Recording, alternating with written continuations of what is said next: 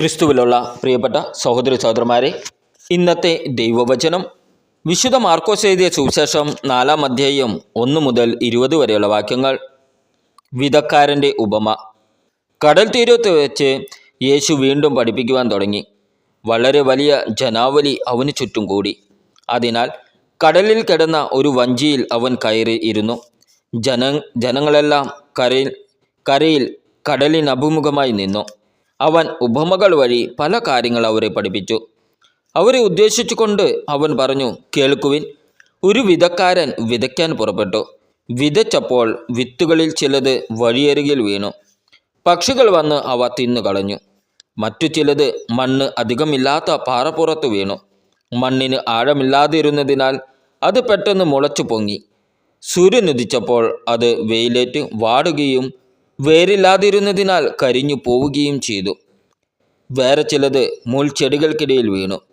മുൾച്ചെടികൾ വളർന്ന് അതിനെ ഞെരുക്കി കളഞ്ഞു. അത് ഫലം പുറപ്പെടുവിച്ചില്ല. ശേഷിച്ച വിത്തുകൾ നല്ല മണ്ണിൽ പതിച്ചു.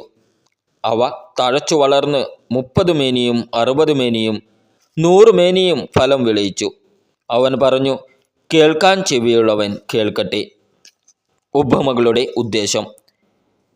അവൻ തനിച്ചായപ്പോൾ 12 പേരും കൂടെ ഉണ്ടായിരുന്ന മറ്റുള്ളവരും ഉപമകളെക്കുറിച്ച് യേശുവിനോട് ചോദിച്ചു. യേശു പറഞ്ഞു, ദൈവരാജ്യത്തിൻ്റെ രഹസ്യം നിങ്ങൾക്കാണ് നൽകപ്പെട്ടിരിക്കുന്നത്. പുറത്തുള്ളവർക്കാകട്ടെ എല്ലാം ഉപമകളിലൂടെ മാത്രം. അവർ കണ്ടിട്ടും കാണാതിരിക്കുന്നതിനും കേട്ടിട്ടും ഗ്രഹിക്കാതിരിക്കുന്നതിനും, അങ്ങനെ അവർ മനസ്സ് തിരിഞ്ഞ് മോചനം പ്രാപിക്കാതിരിക്കുന്നതിനും വേണ്ടിയാണ് അത്. വിതക്കാരൻ്റെ ഉപമ വിശദീകരണം. യേശു അവരോട് പറഞ്ഞു, ഈ ഉപമ നിങ്ങൾക്ക് മനസ്സിലാകുന്നില്ലേ? അങ്ങനെയെങ്കിൽ ഉപമകളെല്ലാം നിങ്ങൾ എങ്ങനെ മനസ്സിലാക്കും? വിതക്കാരൻ വചനം വിതയ്ക്കുന്നു. ചിലർ വചനം ശ്രവിക്കുമ്പോൾ തന്നെ സാത്താൻ വന്ന് അവരിൽ നിന്ന് വിതയ്ക്കപ്പെട്ട വചനം നീക്കം ചെയ്യുന്നു. ഇവരാണ് വഴിയരികിൽ വിതയ്ക്കപ്പെട്ട വിത്ത്. ചിലർ വചനം കേൾക്കുമ്പോൾ സന്തോഷപൂർവ്വം അത് സ്വീകരിക്കുന്നു. പാറപ്പുറത്ത് വിതയ്ക്കപ്പെട്ട വിത്ത് ഇവരാണ്. വേരില്ലാത്തതിനാൽ അവ അല്പസമയത്തേക്ക് മാത്രം നിലനിൽക്കുന്നു. വചനത്തെ പ്രതി ക്ലേശവും പീഡയും ഉണ്ടാകുമ്പോൾ തൽക്ഷണം അവർ വീണു പോകുന്നു.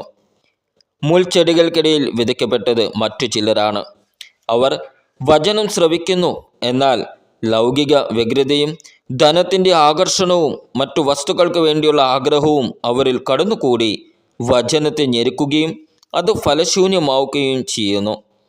നല്ല മണ്ണിൽ വിതയ്ക്കപ്പെട്ട വിത്താകട്ടെ വചനം ശ്രവിക്കുകയും സ്വീകരിക്കുകയും ചെയ്യുന്നവരാണ്. അവർ 30 മേനിയും 60 മേനിയും 100 മേനിയും ഫലം പുറപ്പെടുവിക്കുന്നു. നമ്മുടെ കർത്താവായ ഈശോ മിശിഹായ്ക്ക് സ്തുതി.